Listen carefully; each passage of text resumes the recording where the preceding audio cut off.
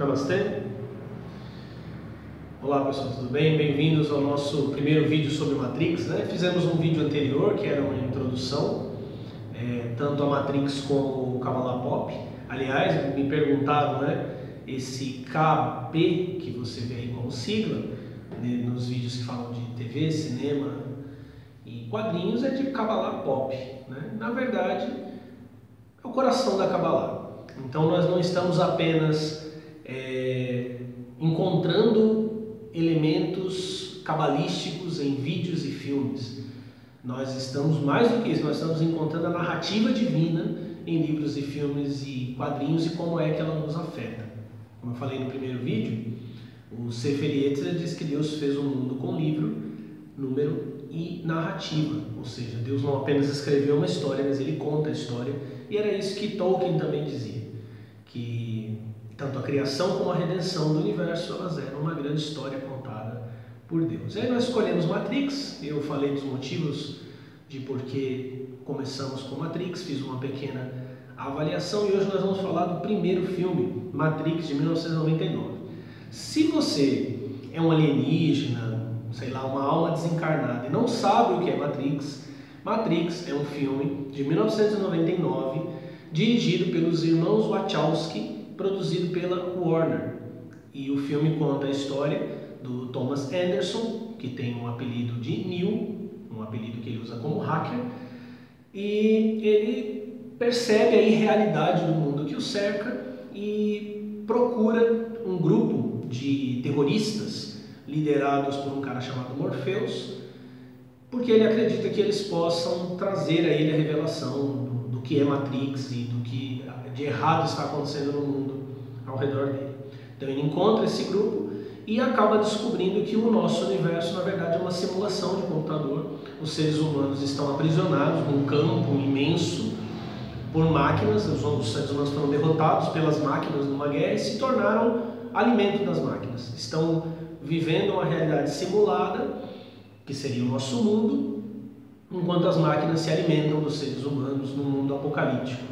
Ele enxerga esse mundo e também descobre que ele, na verdade, não é apenas um ser humano libertado, que ele pode ser o escolhido, que dentro da mitologia do primeiro filme é aquele que vai reprogramar a Matrix, libertando todas as pessoas que estão presas no domínio das máquinas. Esse é um resumo bem porco, bem curto de Matrix. E Matrix é de uma amplitude imensa. Inclusive, tem uma galera aí que acha que é dona de Matrix, né? Deixa eu explicar uma coisa. Vamos supor que amanhã sai um filme novo, porque vocês sabem que ganhar dinheiro é foda, né? Então, amanhã faz um filme novo que vai desdizer tudo que eu disse, não interessa. Uma obra de arte, quando você produz algo, escreve, pinta, você está num estado alterado de consciência.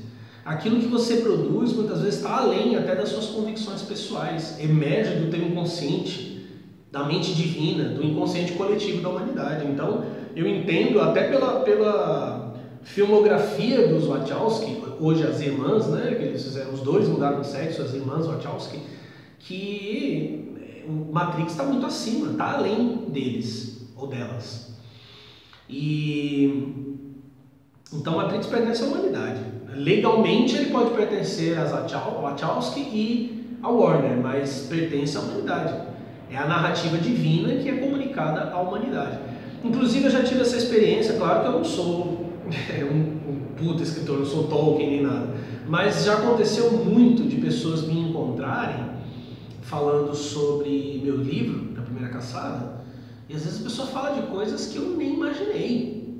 Aí eu preciso reler o livro e falar, cacete, mano, não é que isso aqui estava aqui mesmo? Quer dizer, a obra é muito maior do que eu.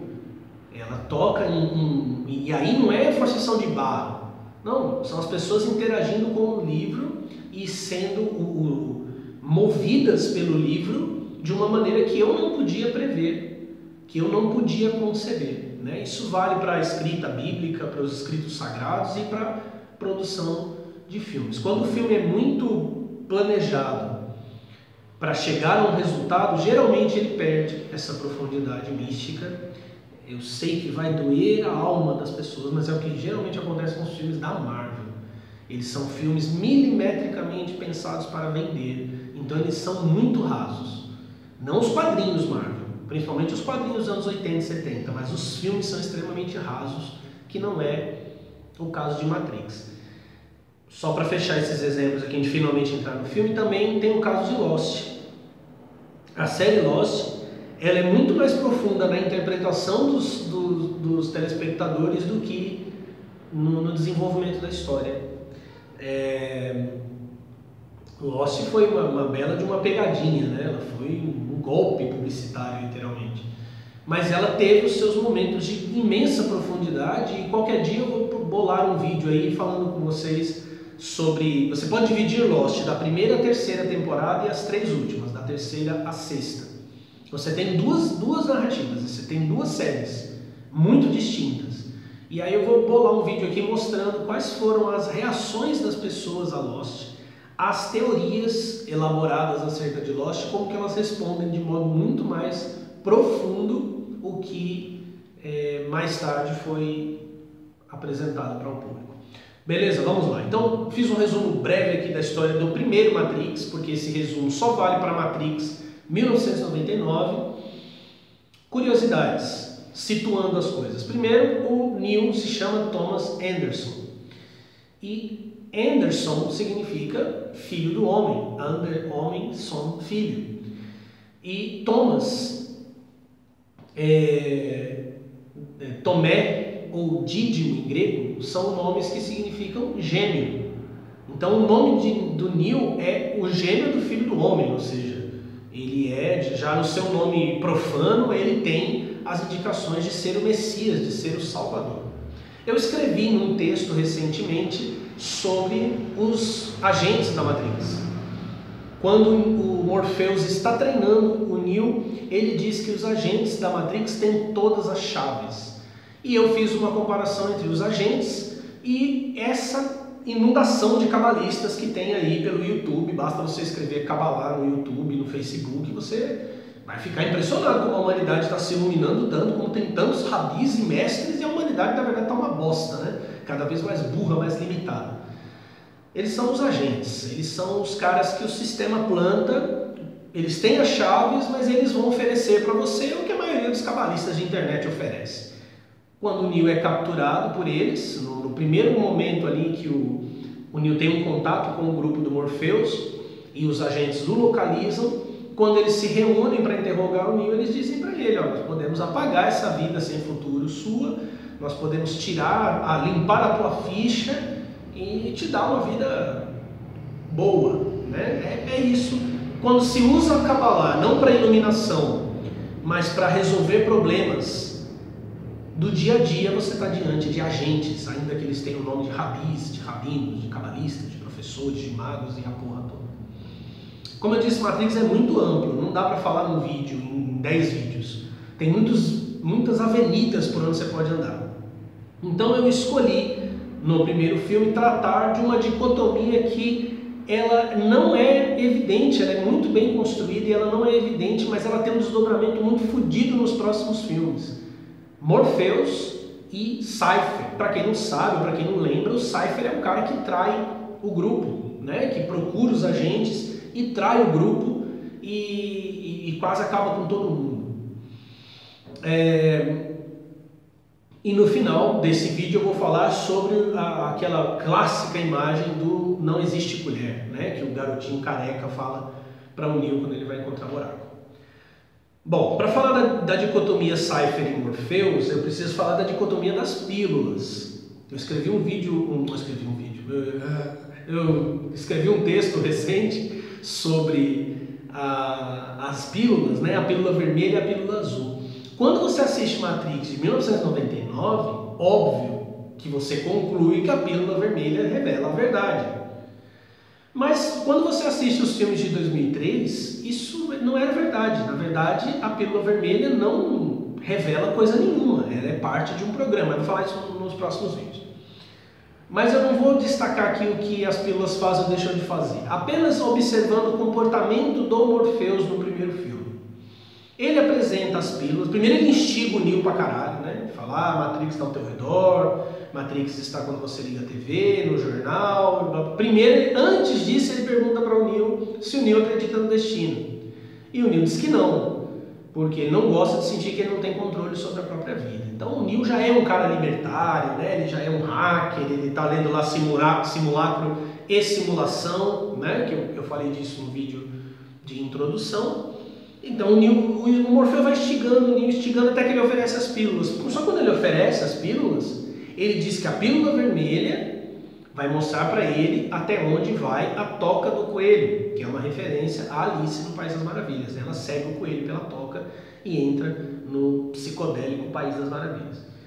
E lembrando que no primeiro Alice no País das Maravilhas, no final você não sabe se ela realmente viu aquilo ou apenas sonhou com aquilo.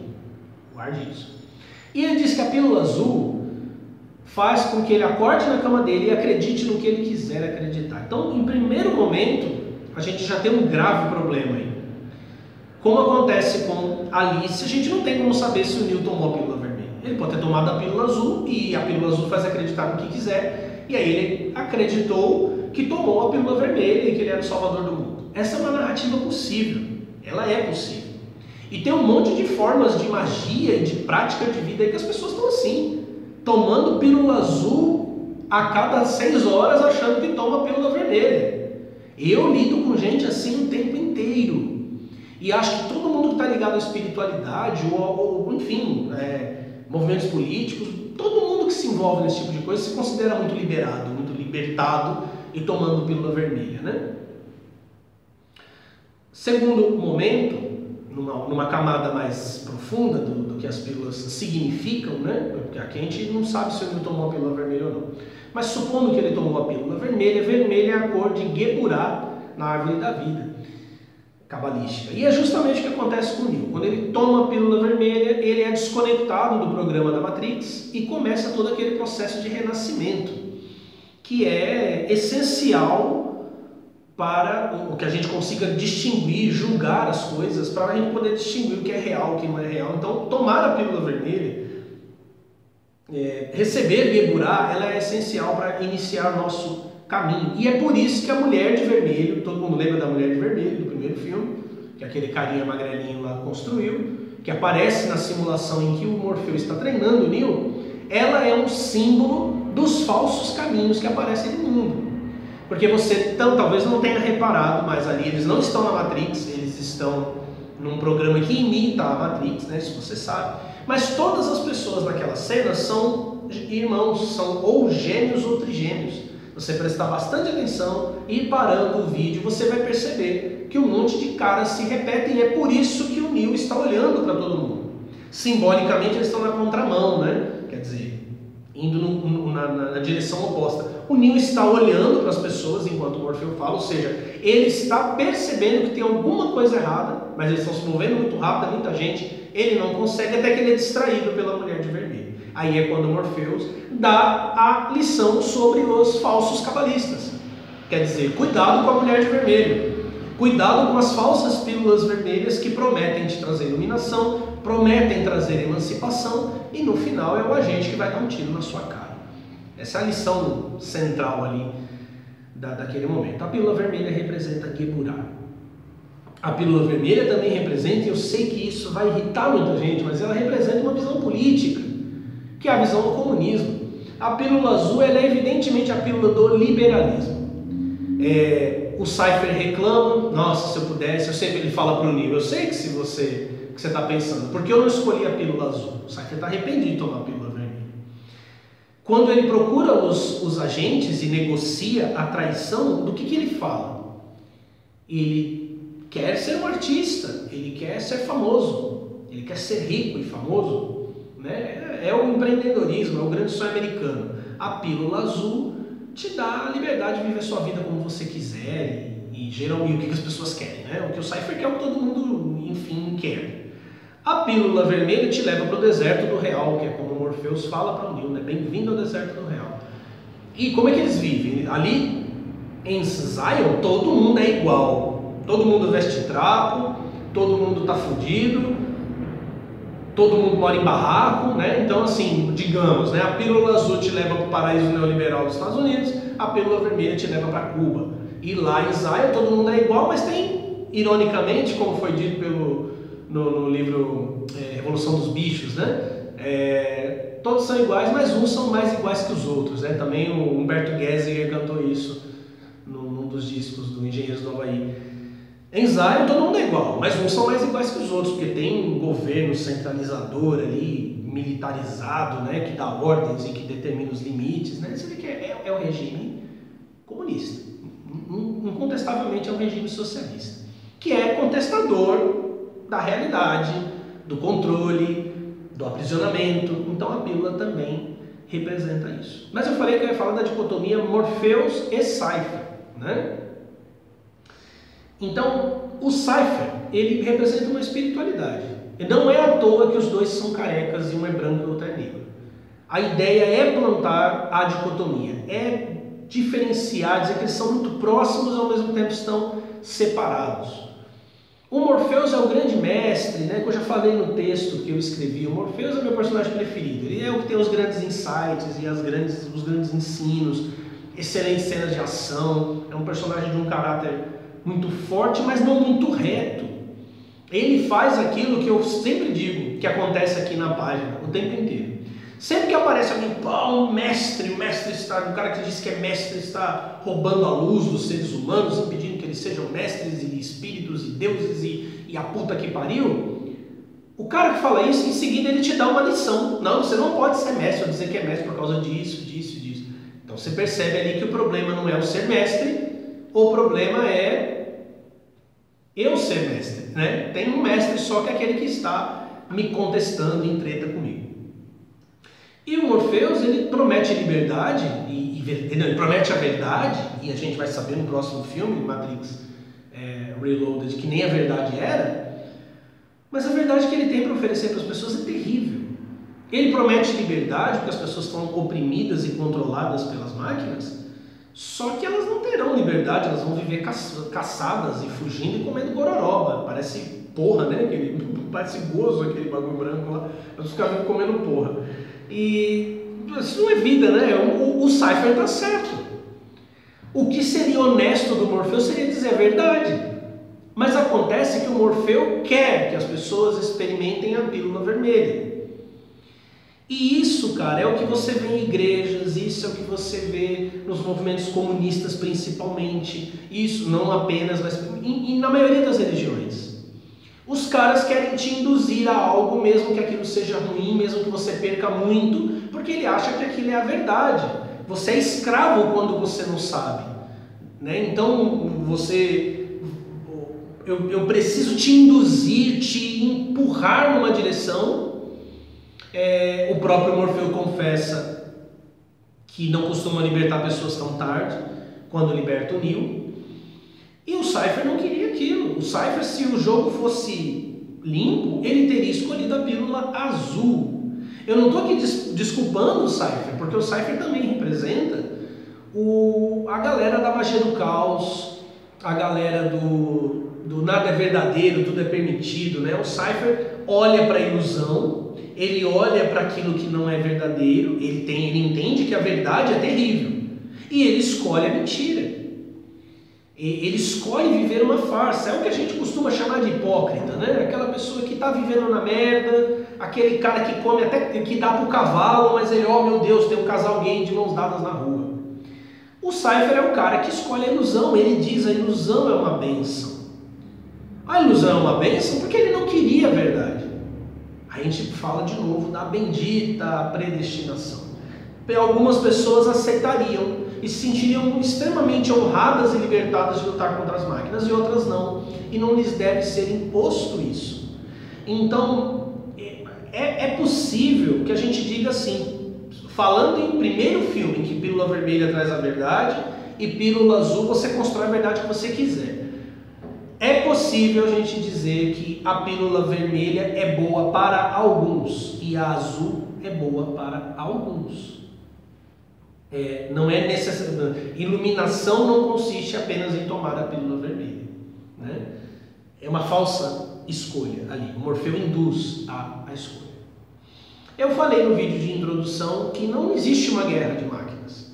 Que quando o Neo abre o livro e o livro é o simulacro e simulação, é uma indicação que vai se confirmar no filme seguinte de que toda a história, todo o contexto de combate entre humanos e máquinas é um simulacro.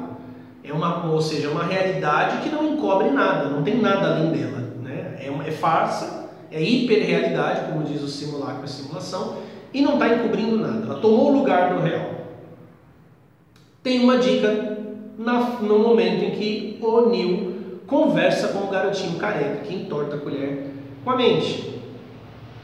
O Neo fica curioso e aí ele diz para ele que ele não está entortando a colher porque não há colher. A gente entende isso de modo místico, né? A realidade é uma ilusão, então eu posso fazer o que quiser, porque como diz o garotinho, né? Aí você descobre que não tem colher para se dobrar e quem se dobra é você.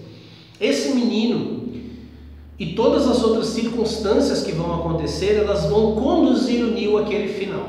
O final o Neo tem vários professores, que na verdade são um professor só. A gente vai entender isso quando a gente falar de Matrix Revolutions. Só que quando ele olha as crianças, atrás está na TV, está passando um filme que pouquíssimas pessoas devem ter assistido, que é um filme ridículo, inclusive. Se eu não me engano, é 1972, se eu não estiver enganado, o nome dele é A Noite dos Coelhos. Saca o drama do filme: coelhos gigantes, comedores de gente. Pensa se dá para imaginar. Não é uma comédia. Não é uma comédia. É um filme de terror que foi produzido em 1972. E é um filme com grandes atores, meio western, sabe? Aquela linguagem meio do Ataque dos Vermes Malditos. Não sei se você já viu esse filme, mas ele é parecido com ele. Mas os vilões são coelhos que foram modificados geneticamente para não se reproduzir. Só que dá uma cagada lá e os coelhos viram gigantes devoradores de gente. É um filme muito cômico, de tão bizarro. Por que está passando esse filme? Por que enfocam o filme? Para que você tenha a mesma impressão com relação a Matrix. A batalha dos homens contra as máquinas não é verdadeira, ela é bizarra. Não há colher, não há filme, não há uma realidade para ser descoberta. Quando você entende isso, quem se dobra é você que se dobra. No filme A Noite dos Coelhos, um coelho é usado como cobaia e aí ele começa a infectar os outros coelhos que viram gigantes comedores de carne humana. E vocês vão ver isso, é exatamente o que está acontecendo em Matrix. Aquelas crianças que estão ali, elas são o fruto de uma infecção que está acontecendo no sistema de Matrix, que vai ter o seu grande momento no terceiro filme, Matrix Revolutions. Então, lição final: cuidado com os falsos caminhos de iluminação que os cabalistas põem na tua frente, para que você não perceba as incoerências do mundo. Tem gente que nasceu para a pílula azul e tem gente que nasceu para a pílula vermelha. Aceite isso, que dói menos. E tá me vendo? Está se vendo? Não há vídeo, não há YouTube, não há sua casa, não há minha casa. Nada dessas coisas que parecem contraditórias e terríveis são reais. Quando você entende isso, você sabe que não é a realidade que tem que se dobrar a você, mas é você que se dobra ao que é real ou ao que não é real. Espero que você tenha gostado. Namastê.